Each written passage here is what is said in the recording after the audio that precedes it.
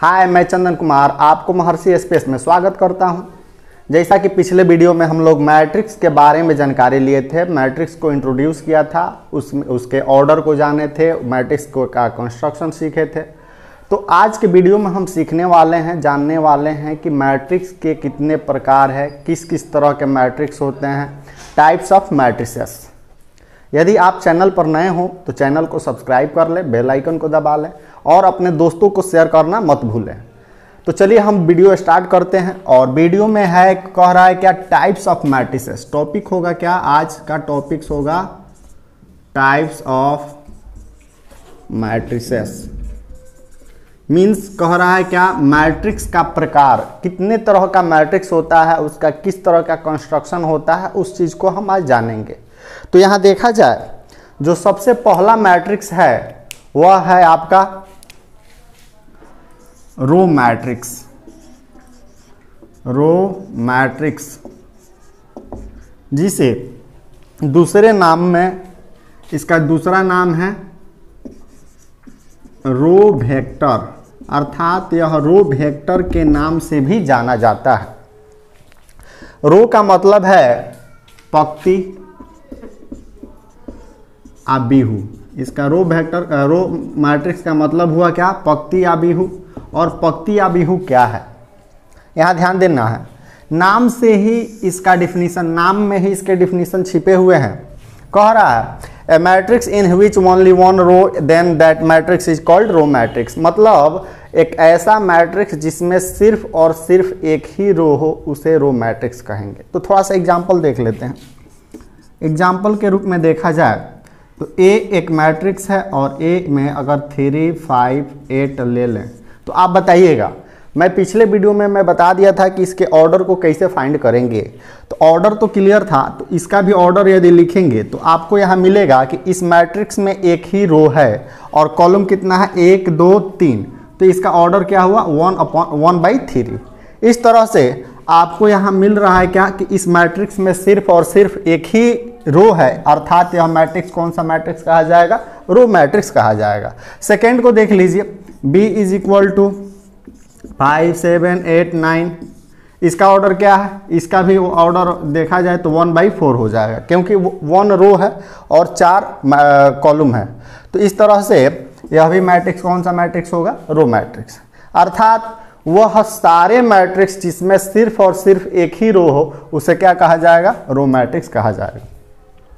Column कितना भी हो कोई मतलब नहीं है, कॉलम 10, 20, 50, 100 भी हो सकता है, तो कोई दिक्कत नहीं है। उसमें रो की संख्या कितनी होनी चाहिए, सिर्फ और सिर्फ एक होनी चाहिए। ध्यान देना है।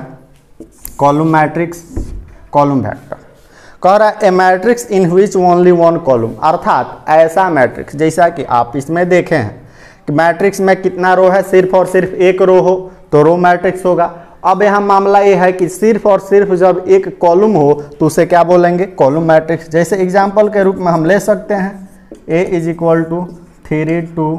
बताइए तो इसमें कितना कॉलम है, एक कॉलम है। रो कितना भी हो कोई मतलब नहीं है, कॉलम एक है। इस तरह से इसे क्या बोलेंगे, इसका ऑर्डर की बात करें तो क्या होगा, 2/1 हो जाएगा, कोई डाउट नहीं है। सेकेंड, अगर B की बात करें तो 3, 2, 1। आप बताइए इसमें भी कितने कॉलम है, एक कॉलम है, अर्थात एक कॉलम है और रो की संख्या 3 है, तो 3/1 इसका ऑर्डर हो गया। वैसे ही एक एग्जाम्पल हम बता रहे हैं, आपको बताना है कि क्या है यह, काफ़ी इंटरेस्टिंग होगा, थोड़ा देख लेते हैं। एग्जाम्पल में एक मैट्रिक्स हम A लेते हैं और A में हम ले लेते हैं केवल 5। अब आपको यहाँ डिसीजन लेना है कि यह A इज इक्वल टू 5, इसका ऑर्डर क्या हुआ, 1/1 होगा कि नहीं होगा, बिकॉज कि इसमें एक रो है और एक कॉलम है। इस तरह से यह 1/1 का हुआ।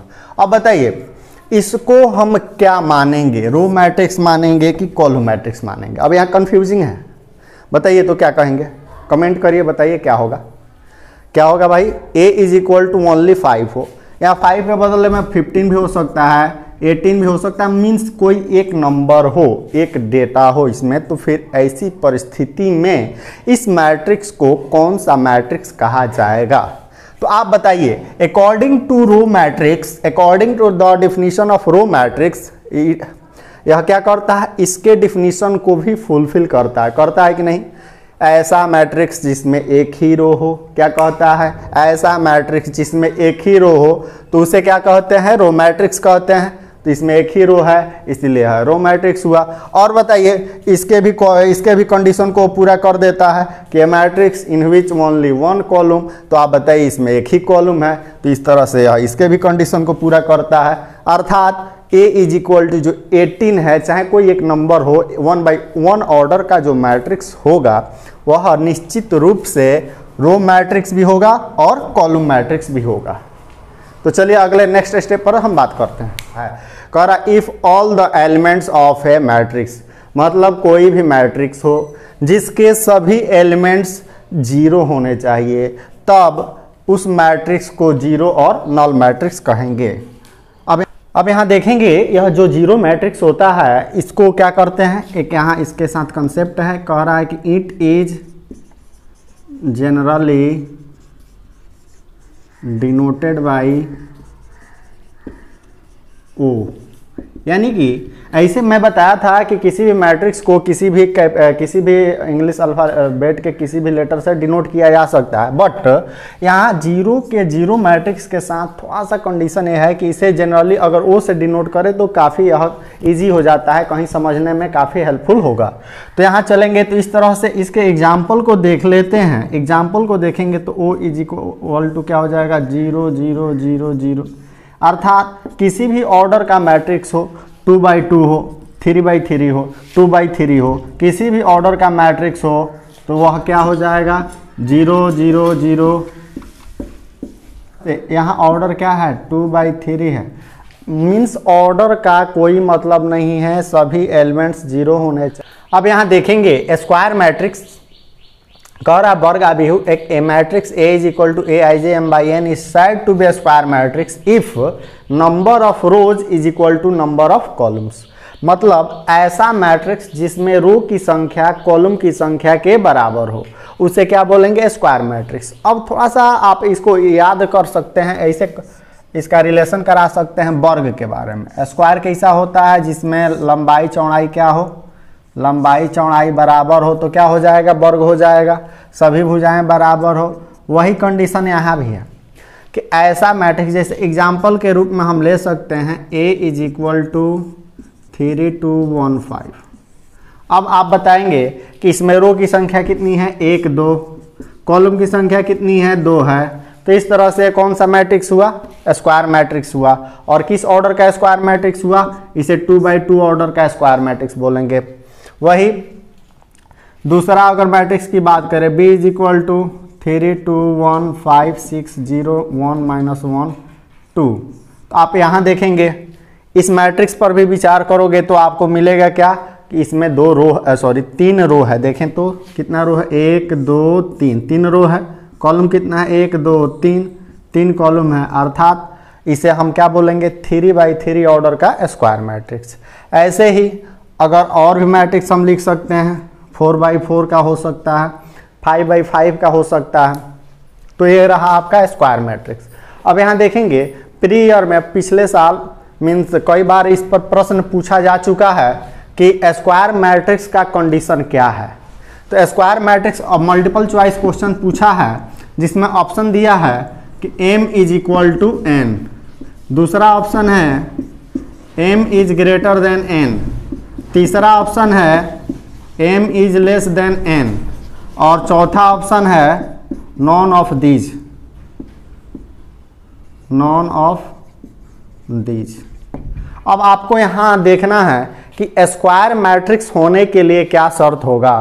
तो यहाँ निश्चित रूप से क्या होगा कि m किसको दिखाता है, नंबर ऑफ रोज को दिखाता है, और n किसको दिखाता है, नंबर ऑफ कॉलम्स को दिखाता है। तो स्क्वायर मैट्रिक्स के लिए अभी आप देखिए तो हर कंडीशन में प्रत्येक स्थिति में m के बराबर n है। जब m के बराबर n है यानी नंबर ऑफ रोज के बराबर नंबर ऑफ कॉलम है, तो इस तरह से स्क्वायर मैट्रिक्स के लिए क्या कंडीशन होगा, पहला ऑप्शन सही होगा। तो कोई दिक्कत, स्क्वायर मैट्रिक्स पर इस तरह के क्वेश्चन पूछे जा सकते हैं। अब यहाँ देखेंगे थोड़ा सा मैं यहाँ एक चीज़ का यूज किया हूँ, मैट्रिक्स के लिए डिनोट किया है Aij m/n। यहाँ देखेंगे जब हम जनरल फॉर्म बताए थे मैट्रिक्स का, उसी जनरल फॉर्म का यह एक फॉर्म है, इसे बोलते हैं कॉम्पैक्ट फॉर्म। क्या बोलते हैं, ध्यान रखेंगे, क्या बोलते हैं, इसे कॉम्पैक्ट फॉर्म बोलते हैं, कॉम्पैक्ट फॉर्म ऑफ मैट्रिक्स। मतलब इसे मैट्रिक्स का कॉम्पैक्ट फॉर्म कहा जाता है।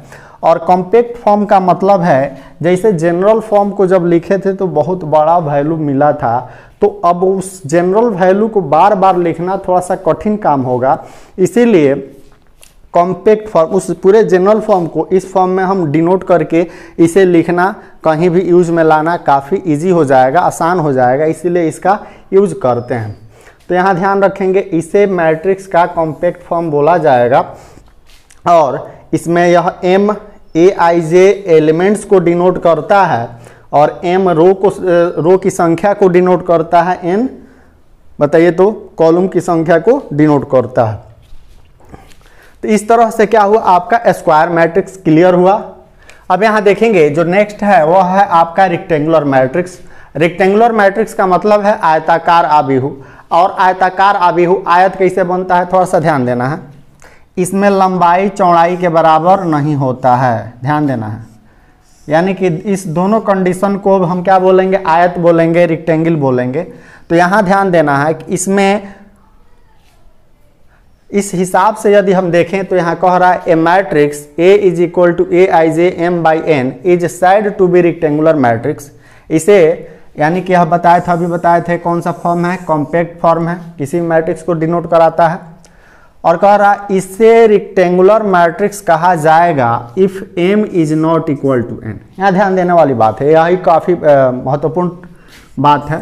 क्या बोल रहा है कि if m is not equal to n, अर्थात रो की संख्या, m क्या बताता है, क्या बताता है बोलिए, number of rows is not equal to number of column, यानी रो की संख्या कॉलम की संख्या के बराबर नहीं हो, तो ऐसी परिस्थिति में उसे कौन सा मैट्रिक्स बोलेंगे, रेक्टेंगुलर मैट्रिक्स बोलेंगे। अब यहाँ ध्यान देना है, ए इज इक्वल टू एग्जाम्पल में बहुत सारा एग्जाम्पल आप खुद से लिख सकते हो जो काफ़ी आसान है।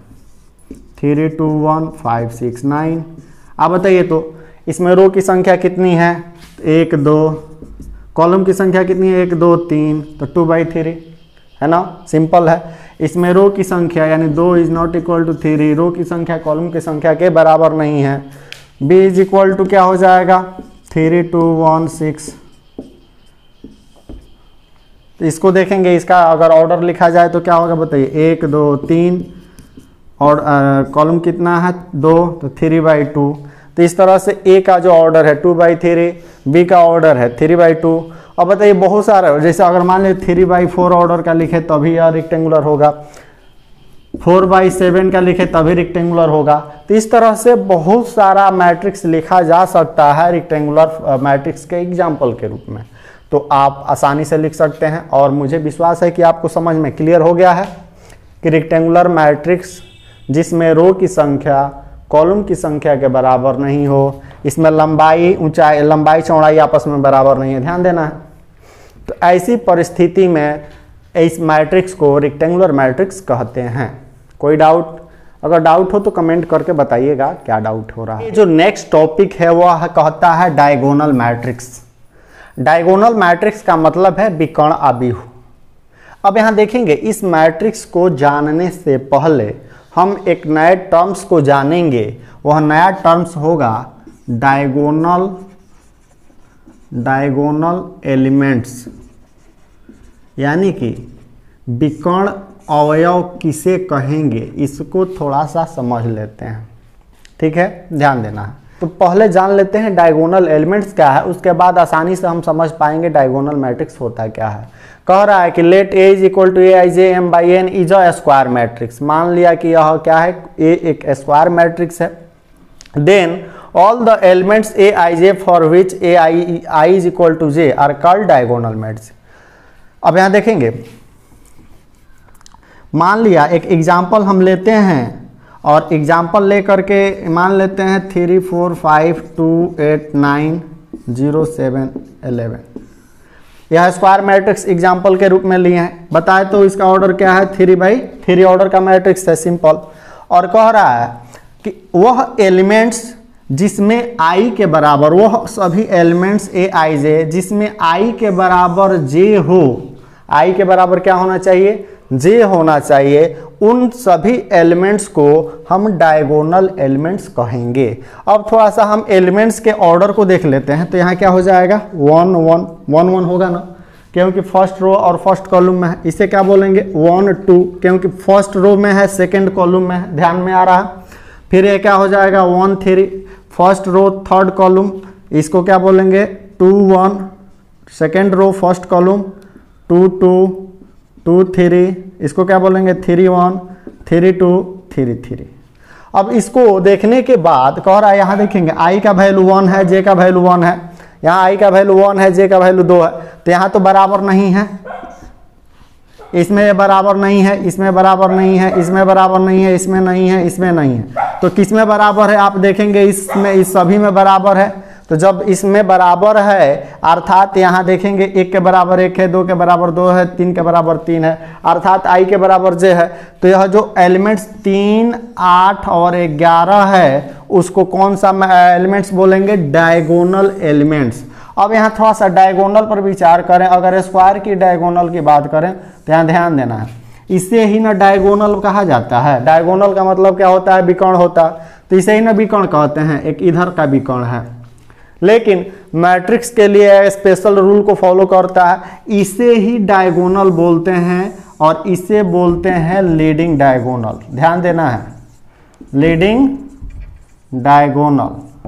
और लीडिंग डायगोनल के एलिमेंट्स को ही हम डायगोनल एलिमेंट्स बोलते हैं। अब इसमें सभी देखेंगे, यहाँ से डायगोनल हो गया तो सभी में i के बराबर j है कि नहीं है ना।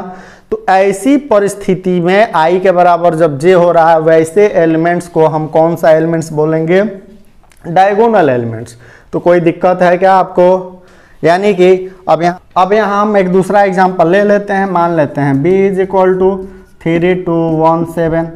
अब बताएं तो यह भी स्क्वायर मैट्रिक्स है, और किस ऑर्डर का स्क्वायर मैट्रिक्स है, तो 2/2 का। अब इसमें देखोगे, इसका ऑर्डर की बात करें 1 1, और यहाँ क्या होगा 1 2 2 1 2 2।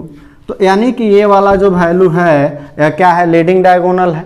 इसमें i के बराबर j है, i बराबर j यानी 1 के बराबर 1, i का माने है 2 है, 2 के बराबर 2 यानी i के बराबर j है, लेकिन यहाँ बराबर नहीं है, यहाँ बराबर नहीं है।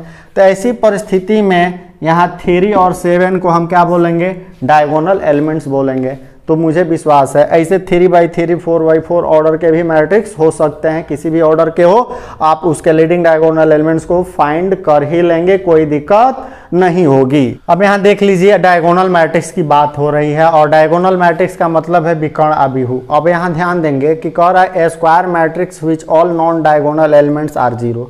ऐसा स्क्वायर मैट्रिक्स जिसके सभी नॉन डायगोनल एलिमेंट्स क्या होने चाहिए, 0 होने चाहिए, then this matrix is called diagonal matrix. तो सबसे पहले, तब इस मैट्रिक्स को डायगोनल मैट्रिक्स कहेंगे। तो सबसे पहले ये चीज़ हम जानेंगे कि एक ऐसा स्क्वायर मैट्रिक्स लेना है जिसके सभी नॉन लीडिंग डायगोनल एलिमेंट्स 0 होने चाहिए। एग्जाम्पल के रूप में आप ले सकते हो, जैसे a इज इक्वल टू, एक हम 3/3 ऑर्डर का मैट्रिक्स लेते हैं। तो आप बताइए, यहाँ जो लेंगे 5 मान लिया, और यहाँ 0 होगा 0 होगा 0 7 0 0 0 8। अब इस एग्जाम्पल को आप समझेंगे तो यह स्क्वायर मैट्रिक्स है, किस ऑर्डर का है, 3/3 ऑर्डर का। 3/3 का अगर स्क्वायर मैट्रिक्स है तो आप देखेंगे लीडिंग डायगोनल एलिमेंट समथिंग है, कुछ है। जितने भी नॉन लीडिंग डायगोनल एलिमेंट्स है, इसको हम ए वाला ऊपर वाला है, इधर का एलिमेंट्स इधर का एलिमेंट्स, लीडिंग डायगोनल एलिमेंट्स को छोड़ करके बाकी जितने भी एलिमेंट्स होंगे उसे नॉन लीडिंग डायगोनल एलिमेंट्स बोलेंगे। तो आप बताइए कि जितने भी नॉन लीडिंग डायगोनल एलिमेंट्स है वो क्या है, 0 है। तो ऐसी स्थिति में इसे कौन सा मैट्रिक्स बोलेंगे, डायगोनल मैट्रिक्स बोलेंगे। सिंपल है। दूसरा एग्जाम्पल आप ऐसे ले सकते हैं, 8 0 0 7। बताइए 2/2 ऑर्डर का मैट्रिक्स है, लीडिंग डायगोनल को छोड़ करके बाकी सभी एलिमेंट्स क्या है, 0 है। तो ऐसी परिस्थिति में इसे कौन सा मैट्रिक्स बोलेंगे, डायगोनल मैट्रिक्स बोलेंगे। क्लियर है, नो डाउट। चलिए तो जान लेते हैं इस नए टॉपिक को भी। और कह रहा है क्या, स्केलर मैट्रिक्स। स्केलर मैट्रिक्स क्या है, कह रहा है square matrix which all non diagonal elements are zero and diagonal elements are equal. आप ध्यान से पढ़ेंगे सब कुछ क्लियर हो जाएगा, बहुत ही आसान हो जाएगा।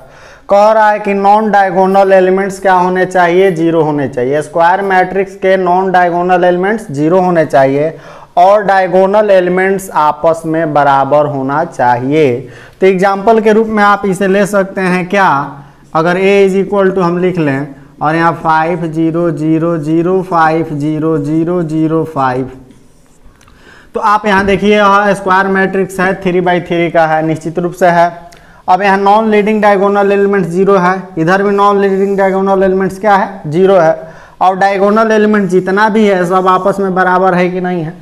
तो जैसे ही ये बराबर हो जाएगा इस तरह से इसे कौन सा मैट्रिक्स बोलेंगे, स्केलर मैट्रिक्स। 5 है, यदि अभी 8 हो जाए, अभी 8 हो जाए, अभी 8 हो जाए, सब 8 हो जाए तभी स्केलर मैट्रिक्स होगा।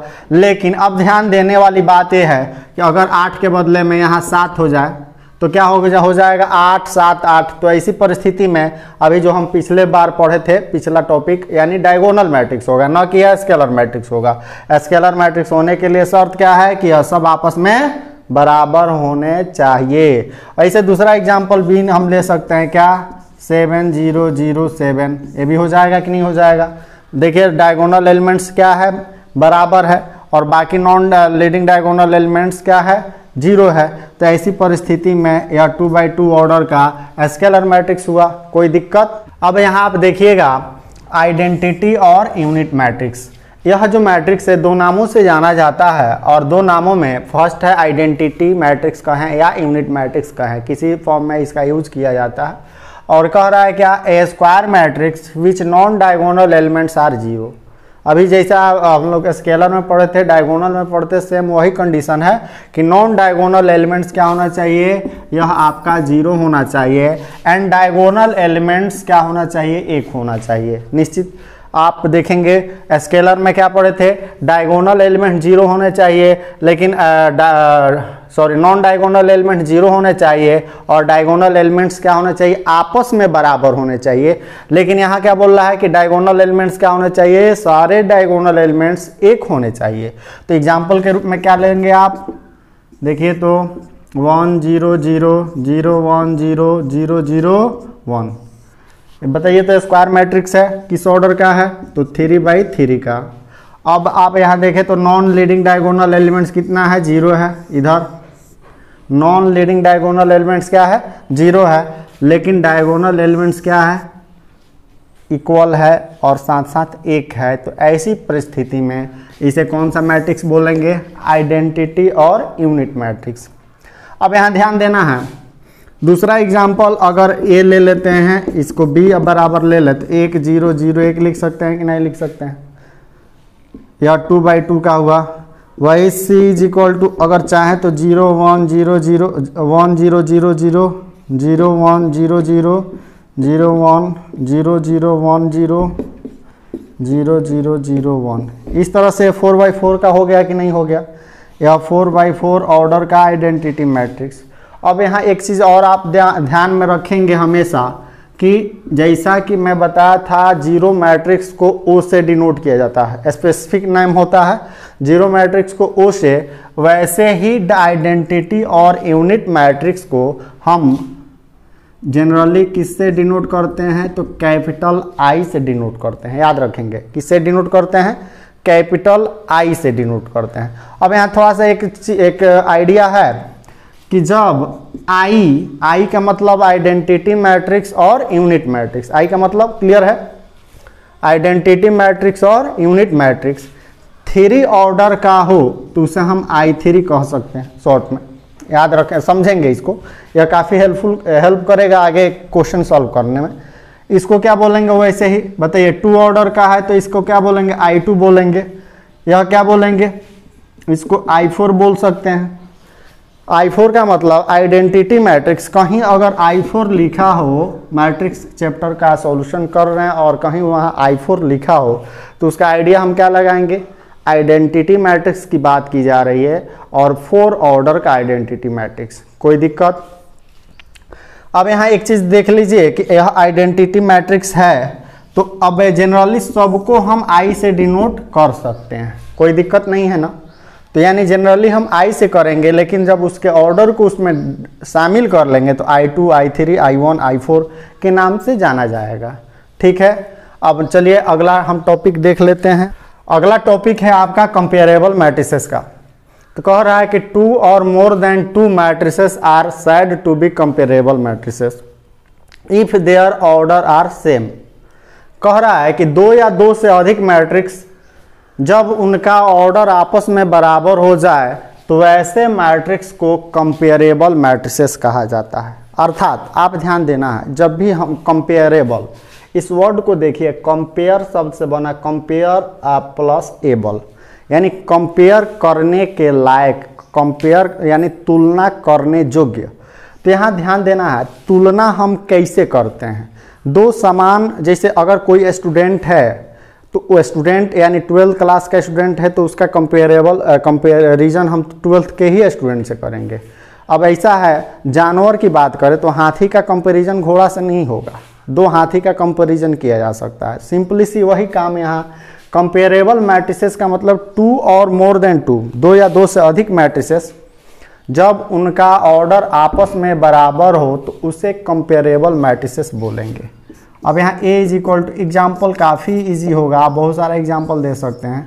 2 3 1 5, B इज इक्वल टू 1 3 1 4 6 9। अब बताइएगा A और B की बात करें तो A और B की बात की जाए तो दोनों का ऑर्डर क्या है, 2/2, 2/2 ऑर्डर का है। जैसे 2/2 ऑर्डर का है, इसका मतलब है दोनों का ऑर्डर आपस में बराबर है, और जब आपस में बराबर हो जाए तो A और B को कौन सा मैट्रिक्स बोलेंगे, कंपेरेबल मैट्रिक्स। अगर यहाँ C की बात कर दें और C 1 2 3 4 5 6, 1 2 3 5 6 7। अब बताइए यह C किसी से तुलना करने योग्य है, किसी से कंपैरिजन हो सकता है नहीं ना, बिकॉज कि इसका ऑर्डर क्या है, 3/2। तो 3/2 है, तो ऐसी परिस्थिति में इसका जब हम किसी से दूसरे से तुलना नहीं कर पाए तो यह क्या है, कंपेरेबल मैट्रिक्स नहीं है, ना A के है ना ही B के। अगर यही D हम लिख देते हैं 1 3 2 1 9 7, तो अब यहाँ जो C है D के कंपैरिजन में आ जा रहा है, D के तुलना में आ रहा है, अर्थात C और D कंपेरेबल हो जाएंगे। कोई डाउट? चलिए अगर समझ में आ गया तो फिर नेक्स्ट टॉपिक पर हम बात करते हैं। यहाँ देख लेंगे जो टॉपिक है अगला, वह है इक्वल मैट्रिसेस। कह रहा है 2 matrices A is equal to Aij m/n and B is equal to Bij m/n are said to be equal matrices if their corresponding elements are equal. यहाँ ध्यान देंगे, ये जो मैट्रिक्स है वह क्या बोल रहा है, Aij m/n। B जो मैट्रिक्स है वह बोल रहा है Bij और इसका ऑर्डर है m/n। तो इस तरह से देख रहे हैं कि A और B दोनों का जो ऑर्डर है, A और B जो दोनों का ऑर्डर है आपस में क्या है, सेम है। क्लियर है, सेम है, अर्थात ऑर्डर दोनों का सेम है, अर्थात यह कंपेरेबल मैट्रिसेस है। और साथ ही साथ कह रहा है इसका मतलब कि यह 2 मैट्रिक्स इक्वल होने के लिए कंपेरेबल मैट्रिसेस होना चाहिए। दूसरा शर्त यह है कि corresponding elements are equal. Corresponding elements क्या होने चाहिए, इक्वल होने चाहिए। जैसे एग्जांपल के रूप में हम ले लेते हैं A is equal to x 3 2 5 और B is equal to 5 3 2 y। तो अब यहाँ आप A और B पर विचार करेंगे तो आपको मिलेगा A का भी ऑर्डर किस ऑर्डर का है, 2/2 का, और B का भी ऑर्डर क्या है, 2/2। ध्यान देना है, A का ऑर्डर क्या है, 2/2, B का भी ऑर्डर 2/2 है, तो ऑर्डर तो सेम हो ही गया। अब कह रहा है कि यदि A के बराबर B है, A के बराबर B है, इसका मतलब है कि कॉरस्पॉन्डिंग एलिमेंट्स, कॉरस्पॉन्डिंग का मतलब होता है संगत, अर्थात X यहाँ है, X के जगह पर इसका ऑर्डर 1 है, 1 1 है, इसी के जगह पर इस मैट्रिक्स में कौन सा एलिमेंट्स है, 5। तो देखिए यह X किसके बराबर होना चाहिए, 5 के बराबर होना चाहिए। या देखिए तो 2 अपने जगह वाला पर एलिमेंट्स 2 के बराबर है। यहाँ देखिए तो ये 3 किसके बराबर, यहाँ 3 के बराबर है। यह 5 किसके बराबर होना चाहिए, y के बराबर होना चाहिए, तो है। इस तरह से जब कॉरस्पॉन्डिंग एलिमेंट्स आपस में बराबर हो ऑर्डर आपस में बराबर हो तो ऐसे मैट्रिक्स को इक्वल मैट्रिक्स कहा जाएगा। तो क्लियर है, यहाँ ए के बराबर बी है। तो ऐसी परिस्थिति में इसे हम A = B से डिनोट करते हैं। ये रहा आपका मैट्रिक्स का टाइप्स। इस तरह से इतने टाइप्स के मैट्रिक्स हैं। अब इससे रिलेटेड किस तरह के क्वेश्चन पूछे जाएंगे हम नेक्स्ट वीडियो में मिलते हैं NCERT 3.1 के सॉल्यूशन के साथ। NCERT 3.1 के सॉल्यूशन के साथ हम आपको पुनः मिलते हैं। तब तक के लिए धन्यवाद।